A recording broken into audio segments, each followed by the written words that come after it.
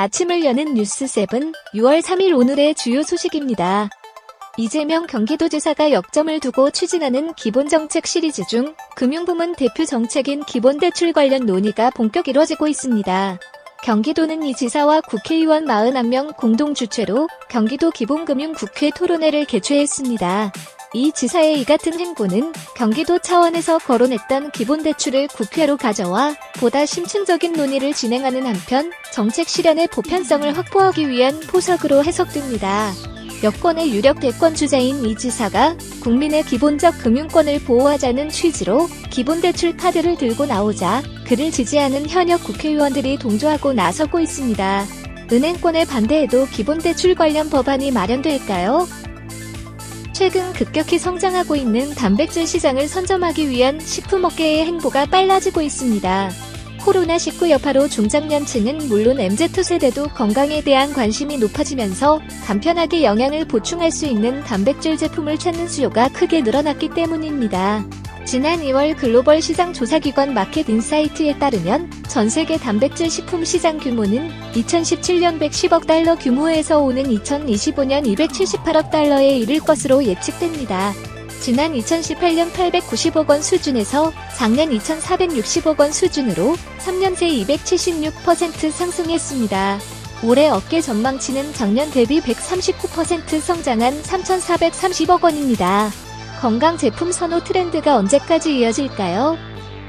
태광그룹 주력 계열사인 태광산업이 LG화학과 손잡고 아크릴로니트릴 증설을 위한 대규모 합작 투자에 나섭니다. 태광산업은 LG화학과 합작법인인 가칭 TL케미칼 주식 취득을 결정했습니다.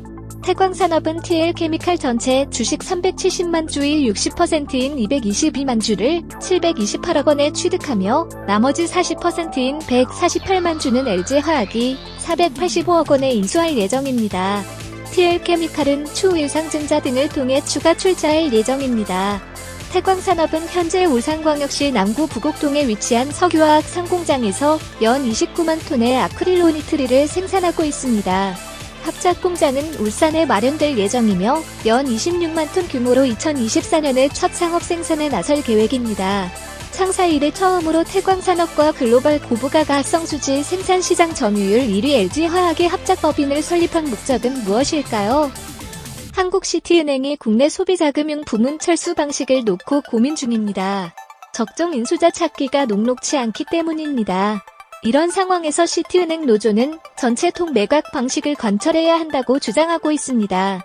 소비자금융 매각, 철수가 시급한 상황이 아니라는 입장입니다. 부분 매각이나 자산 매각 방식이 적용될 경우 사측과 전면전도 불사한다는 각오입니다. 시티은행 노조는 오는 21일경 조합원 쟁의행위 찬반 투표를 계획하고 있습니다. 기존 은행권을 넘어 건실한 보험증권 업계까지 인수 후보군을 확대해야 한다는 주장도 나옵니다. 한국시티은행의 소매금융 부문 철수가 원만하게 이루어지길 바랍니다. 보령제약이 유상증자 신주 발행가액을 17,750원으로 확정했습니다. 이에 따라 보령제약이 유상증자를 통해 조달하게 되는 자금은 총 985억 1,250만 원이 될 예정입니다.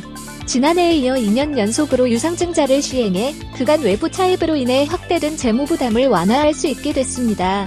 보령제약은 이번 유상증자를 통해 레거시 브랜드 인수와 개량 신약 개발에 나선다는 계획입니다. 보령제약은 연내 레거시 브랜드 인수를 추진해 700억 원을 우선 소진하고 개량 신약 개발은 올해 108억 원, 2022년 83억 원, 2023년 94억 1,250억 원 순으로 집행할 예정입니다. 지속적 투자자금 소요 속에서 두 번의 유상증자가 보령제약의 재무 안정성을 개선할 수 있을까요? 국내 은행들의 부실 채권 비율이 또다시 최저치를 경신했습니다. 금융감독원에 따르면 3월 말 현재 국내 은행의 부실 채권 비율은 0.62%입니다. 이는 기존 최저치였던 지난해 말 0.64%보다 0.01%포인트 하락했고 작년 같은 달에 비하면 0.16%포인트 낮은 수치입니다. 올해 코로나19 여파로 가계대출 부실이 현실화될 것이라는 업계의 우려가 수그러든 양상으로 정부 주도의 금융지원 정책이 효과를 보고 있다는 해석이 나옵니다. 하지만 대출 부실이 여전히 수면 아래 드러나지 않고 있을 뿐이라는 시각이 있습니다. 정부의 금융정책이 가계는 물론 금융회사의 부실도 막기를 바랍니다. 신선식품을 온 오프라인으로 유통하는 오아시스마켓이 기업 공개 대표주 관사로 한국투자증권을 추가 선정했습니다. 오아시스마켓이 지난해 8월 NH투자증권을 대표주 관사로 선정한 데 이어 두 번째 대표주 관사입니다. 2011년 설립된 새벽 배송 전문 업체 오아시스마켓은 오프라인 매장 사업을 중심으로 유통과 물류 사업을 진행하고 2018년부터는 온라인 새벽 배송 사업에 진출했습니다.